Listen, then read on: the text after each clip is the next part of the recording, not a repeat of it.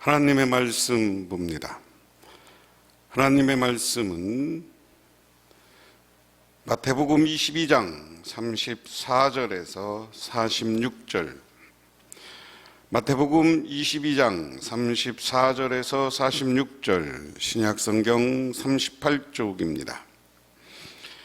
예수께서 사두개인들을 대답할 수 없게 하셨다 함을 바리새인들이 듣고 모였는데, 그 중에 한 율법사가 예수를 시험하여 묻되, 선생님, 율법 중에는 어느 계명이 크니까?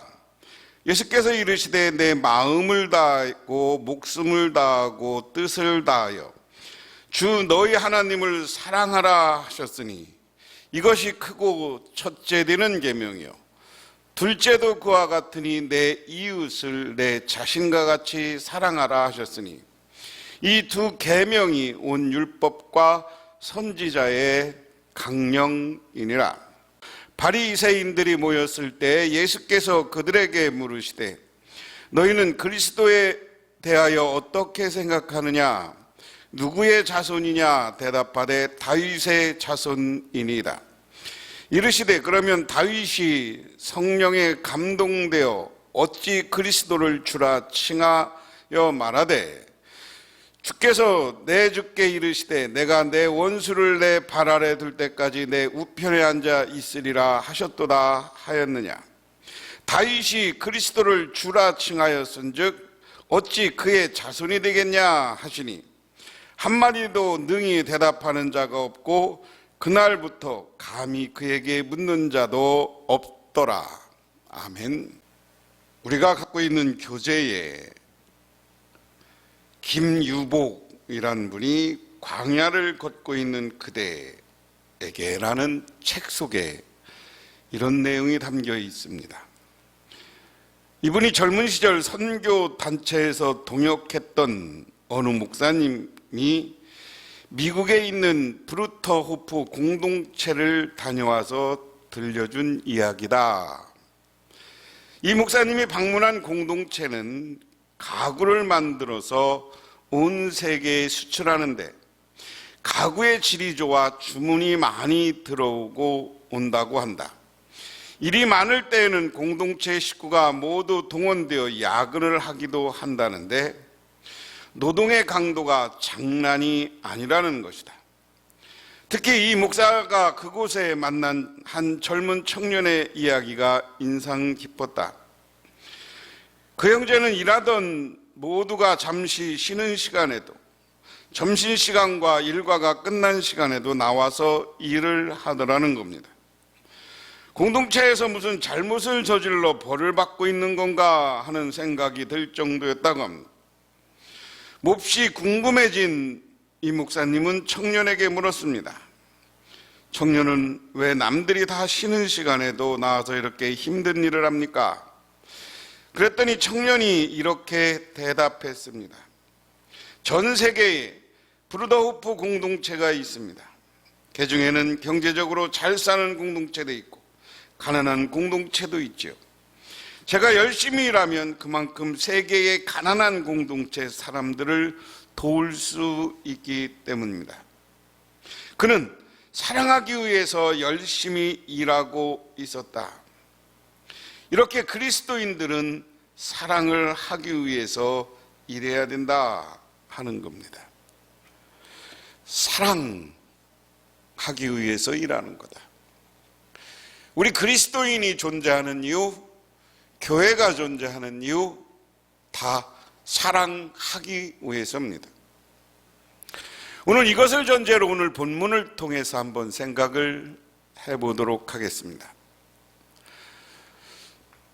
오늘 말씀은 이제 앞부분에 가이사라 세금 바치는 문제를 가지고 바리새인들과 논쟁을 벌였고, 오늘은 또 부활에 관한 논쟁을 다음에 부활 논쟁을 사두개인들하고 벌이면서 그들이 말 하나 못하게, 꼼짝 못하게 예수님이 논박을 했습니다. 말씀을 하셨습니다. 이건 우리 그렇게 이야기하는 게 옳겠죠. 그 이야기를 오늘 34절에 이렇게 합니다. 예수께서 사두개인들로 대답할 수 없게 하셨다 함을 바리새인들이 듣고 모였는데 그 중에 한 율법사가 예수를 시험하여 묻되. 자, 제가 앞 시간에 누누이 얘기했지만 율법학자 바리새인들이나 율법학자나 서기관이나 여기 사두개인이나 예수님에게 나온 건 그들이 예수님에게 무엇인가를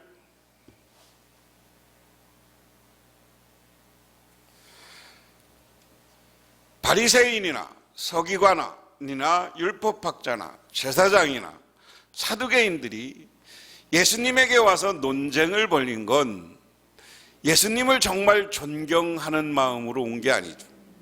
그 논쟁 속에서 앞부분에 얘기했지만, 전 시간에 얘기했지만 예수를 말 때문에 올무에 걸으려고 했다, 꼼짝 못하게 하려고 했다 하는 거죠. 그래서 그것에 걸려서, 올무라는 건 뭡니까? 짐승을 잡을 때 쓰는 덫이에요. 그래서 이런 동그랗게 만들어 놓은 거죠. 거기 만들면 너 뿌리치면 뿌리칠수록 점점 더 그게 조여와서 더 고통을 주는 거고 꼼짝 못하게 하는 거예요. 그래서 예수님을 그렇게 꼼짝 못하게 하려고 바리새인들이나 사두개인들이 왔어요. 그런데 예수님에게 그 주제 질문, 자기들이 갖고 있는 주제를 갖고 질문했을 때 예수님의 논쟁은 그들의 생각과는 전혀 뜻밖의, 그들이 예수님을 올무에 걸 수 있는 것과는 전혀 뜻밖의 말씀을 하심으로 이 사람들이 꼼짝을 못했어요. 그 말을 들은 사람들이 다시 한번, 그래? 그러면서 이제 율법학자, 여기 보니까 사두개인들이 대답했다는 물고 바리새인들이 모였어요. 근데 바리새인 중에, 그 중에 바리새인들이 대부분 율법학자였습니다. 그 율법학자 중에 자기가 머리가 좋다고 하는 사람이 오늘 자기가 한번 예수님에게 질문하겠습니다 하고 나서서 예수님에게 질문해요. 그럼 예수님에게 시험하여서 뭐라고 묻냐? 율법 중에서 어느 것이 큰 계명이니까? 자, 여기에 질문이 무엇이 크냐라는 문제예요. 이 무엇이 크냐라는 문제는 저는 무엇이 크냐라고 질문하는 사람들 마음속에 무엇이 있느냐? 사람들이 차별적 존재, 크고 작은 게 있다, 이런 것을 인정받으려고 하는 거예요. 아니, 율법이 하나님이 우리에게 준 말씀이면 다 중요하지, 거기에 덜 중요하고 작게 중요하고 크고 작은 게 있습니까? 그래서 자기들이 율법에 이미 어떤 게 중요하다고 자기들은 율법을 해석해 놓은 거예요. 어떤 게 크다, 사람 사이에 여전히 존재하는 차이, 차별, 그 당시 계급이죠. 이 당시는 바리새인들이 누리고 있는 지위적, 지배자적 지위. 그래서 자기들이 그 사람들은 율법이라는 것을 가지고 이걸 해석해 주면서 자기의 지위, 자기의 위치를 지켰어요. 그러니까 자기들 이익에 어긋나면, 자기들이 정한 것에 예수님이 어긋나면 논쟁하려고 한 거예요. 예수님에게 와서 하는 말이 웃겨. 예수님에게 선생님이요 그랬습니다. 선생님이라는 말은 여기에서 예수님을 선생님이라고 부르는데, 이 선생님은 디타스 칼루스라는 말이에요. 헬라어로. 이 호칭을 쓰는 것은 질문의 대답을 유도하기 위함이다. 질문은 율법 중에서 어느 계명이 크냐라는 겁니다. 율법에서 가장 중요한 계명에 관한 질문은 제2성전 함락 후에 바리새인들이 형성한 납비의 유대교의 중요한 논쟁이었습니다. 율법사는 논쟁이 되는 사안에 대해 예수님의 발언을 유도해 비판할 만하거나 최소한 논란이 될 만한 점을 찾으려 하였다. 그런데 이 사람들이 선생이요, 그 다음에 헬라어로 얘기하면 이 선생이라는 말은 아까 얘기한 것처럼 디다칼로스라는 말이고, 히브리어로 하면 납비라는 말입니다. 근데 납비, 선생이라는 의미는 어떤 의미냐면, 오늘날로 얘기하면 우리나라 국가적으로 큰 일을 한 사람들, 특히 민주화 과정에서 민주화 운동을 한 사람들에게 선생의 호칭을 붙여줘요. 그래서 오늘 랍비라는 말도 그런 의미라는 거죠. 사회적으로 존경받는 사람들을 랍비, 아까 오늘 이야기는 근데 이 랍비 선생이여 이 말은 뭐냐면 유대인 이 율법학자나 바리새인들 입장이면 자기들이 선생님으로 모시는 사람, 그러니까 그 의미예요. 내가 우리 바리새인들이 랍비로 생각하니까 당신 우리한테 우리의 뜻에 맞는 대답을 해달라라는 의미가 여기 포함되어 있는 거예요. 진정으로 존경하는 게 아니라. 그러니까 이 바리새인들은 아주 야비한 짓을 예수님에게 계속 하고 있습니다. 속으로는 안 그러면서 겉으로는 선생이요 뭐 이러고. 그러니까 예수님이 재미있게 말씀을 하셔요. 예수께서 이르시되 37절에 내 마음을 다하고 목숨을 다하고 뜻을 다하여 주 너희 하나님을 사랑하라 하셨으니 이것이 크고 첫째 되는 계명이요 둘째도 그와 같으니 내 이웃을 내 자신과 같이 사랑하라 하셨으니. 예수님은 이스라엘의 율법을 쭉 열거한 게 아니에요. 십계명을 쭉 열거한 게 아니라 십계명을 딱 두 마디로 정리한 거죠. 하나님을 사랑하라. 그러니까 1계명부터 4계명까지는 하나님에 대한 얘기인데, 하나님을 어떻게 잘 섬겨야 되느냐는 얘기인데, 하나님을 사랑하는 마음이 있으면 하나님에게 그렇게 경배하고 찬양하고 하나님의 말씀대로 안식일 지키고 하나님께 찬양하고 우상을 섬기지 않고 오직 하나님만 찬양하면서 섬기면서 할 수 있는 거예요. 그 사랑, 그 다음에 이웃사랑이라는 거죠. 사람을 사랑하고 이웃을 사랑하라. 첫 번째 계명은 사람을 사랑하고 이웃을 사랑하라. 뭐가 크냐가 아니라 우리 크리스찬들이 나아갈 길은 오직 하나님을 사랑하고 사람을 사랑하고 이웃을 사랑해야 됩니다. 그런데 이 질문한 사람들 속에 무엇이 크냐라는 것 속에 세상은 모든 것이 크고 작은 것이 있다고 보는 거죠. 저는 이 사랑이 우리가 하트 모양으로 이렇게도 하고 이렇게도 하지만 이 사랑, 하나님을 사랑하고 이웃을 사랑하고 사람을 사랑하는 우리 교회 속에 존재해야 돼요. 여러분의 가정 속에 존재하고 내 마음 속에 있어야 되는 거예요. 그러면 내가 하나님 앞에서 겸손하게 이웃을 사랑할 때 행복이 가득 채워주는 거고 그런 거죠. 그래서 오늘날 많은 사람들이 이 사랑이라는 명제 앞에 무릎 꿇고 내가 정말 잘 이웃을 사랑하고 있느냐, 하나님을 사랑하고 있느냐, 이 문제에 대해서 심각하게 생각해 봐야 합니다. 오늘 41절부터 말씀은 이제 예수님이 메시아가 어디서 오느냐라는 논쟁이에요. 바리새인들이 모였을 때 예수님이 이제 반대로 그 바리새인들한테 물어보는 거예요. 야, 너희들 그리스도에 대해서 어떻게 생각하느냐? 어느 가문에서 나오냐? 그러니까 다윗의 후손이죠. 그러니까 예수님이 다윗이 주라고 칭한 사람이 메시아고 그리스도고 구원자인데 어떻게 사람의 후손에서 메시아가 나오냐? 그리스도가 나오느냐? 저는 이게 이제 마태복음을 쓰고 있는 마태가 유대인들을 향한 도전인 거예요. 그 당시 유대인들은 많은 사람들이 당연히 다윗의 가문에서 메시아가 나타나서 새로운 국가, 새로운 하나님 나라, 새로운 신정 국가, 다윗과 솔로몬 시대와 같은 그런 나라를 만드는 것이라고 생각했어요. 지금도 유대인들은 그렇게 생각합니다. 그 사람들을 향해서 메시아는 다윗의 후손이 아니라 왜 인간적인 생각으로만 해? 왜 사람의 생각으로만 모든 걸 판단하느냐는 거예요.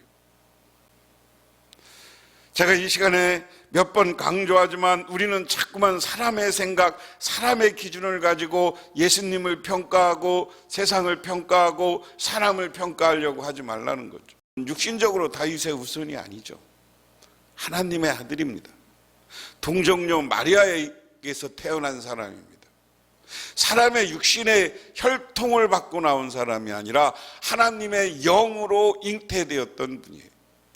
다윗이 그리스도라 칭하였은즉 45절에 어찌 그의 자손이 되겠느냐. 그 말을 하니까 한마디도 능히 대답하는 자가 없고 그 이유로는 예수님에게 묻는 사람도 없다. 하나님의 아들이 직접 오신 분이 나다라는 걸 예수님이 간접적으로 표현한 거예요. 예수는 이 땅의 혈통 가문을 뛰어넘어서 하나님의 아들로서 영으로 그 어머니에게 잉태되었고 동정녀 마리아에게서 태어난 분이 예수님이다. 그래서 그리스도에 대해서 내 기준으로, 내 수준으로 생각하지 말라는 거예요. 사랑을 실천하면서 하나님을 사랑하고 이웃과 사람을 사랑하는 인생을 우리들이 살아가야 된다. 그렇게 살아갈 때 우리의 삶에 행복이 있고 그렇게 될 때 우리가 영원한 구원을 받게 되는 줄 믿으시기 바랍니다. My son John, I love you. 나의 아들아, 나는 너를 사랑한다. 이야기는 예화집 속에 나오는 이야기인데 대사업가의 아들이 탄 경비행기가 사막을 지나다가 폭풍우를 만나 추락했습니다. 아버지는 부자이니까 수색대를 조직해서 며칠 동안 사막을 샅샅이 찾아보았습니다. 그러나 불행히도 어딘가 추락한 지점인지 또 아들이 생존해 있는지를 알 길이 없었습니다. 며칠 뒤 추락 지점을 발견했지만 비행기의 잔해와 비행사의 시체만 있고 아들의 시체는 없었습니다. 아버지는 일단 아들이 살아있다고 생각하고 이제는 아들을 구출할 작전을 구상하며 하나님께 기도드렸습니다. 하나님, 내 아들이 살았으면 어디 있는지 저로서는 알 수 없습니다. 저와 제 아들을 도와주십시오. 기도가 끝난 후 아버지는 수백만 장의 전단을 사막에 뿌리기로 했습니다. 그런데 정작 전단에 무엇인가 쓸 것인가? 전단에 무엇이라 쓸 것인가? 사막에 생존할 수 있는 방법을 쓸 것인가? 무엇을 잡아먹고 사나운 짐승을 어떻게 피해야 할 것을 써야 할 것인가? 난감했습니다. 고심하던 아버지는 결국 My son John, I love you 라고만 써서 뿌렸습니다. 이 말을 우리말로 해석하면 나의 아들 존, 나는 너를 사랑한다 라고만 써서 뿌렸습니다. 그리고 아들은 굶주림과 목마름으로 기진맥진하며 좌절감으로 죽어가던 아들이 이 전단을 받아보게 되었습니다. 아들은 아빠가 나를 사랑한다고, 그렇다면 아빠는 반드시 나를 찾아올 거야, 용기를 가지고 버티자 하고 용기를 냈습니다. 아버지가 나는 너를 사랑한다 하는 말이 그 아들에게 용기를 준 거예요. 여러분, 하나님이 나를 사랑한다라는 말이 얼마나 행복합니까? 하나님이 나를 사랑한다는 말이 얼마나 좋아요. 그러면 우리는 반대로 하나님, 나는 하나님을 사랑합니다 하면 하나님이 기뻐하겠죠. 그리고 이웃을 향해서, 내 가족을 향해서, 우리 교우들을 향해서 내가 당신을 사랑합니다 라고 했을 때 그 사람에게 용기를 주고 희망을 주는 말씀인 줄 깨닫고 우리는 오직 하나님과 이웃을 사랑하며 살아가시기를 주님의 이름으로 축원합니다. 기도하겠습니다. 하나님 고맙습니다. 우리들 오늘도 주님의 은혜와 은총을 기억하며 저희들 주님의 제단에 나와 기도하며 간구합니다. 오늘 예수님께 무엇이 중요하냐고 물었습니다. 그 중요성 앞에, 뭐가 크냐라는 질문 앞에 하나님을 사랑하고 내 이웃을 너의 목숨과 모든 것을 다하여 사랑하라고 했습니다. 우리들 예수님의 말씀처럼 하나님을 사랑하고 이웃을 사랑하는 삶을 살아서 하나님을 기쁘게 하는 우리 모두가 되게 하옵소서. 예수님 이름 받들어 기도드리옵나이다.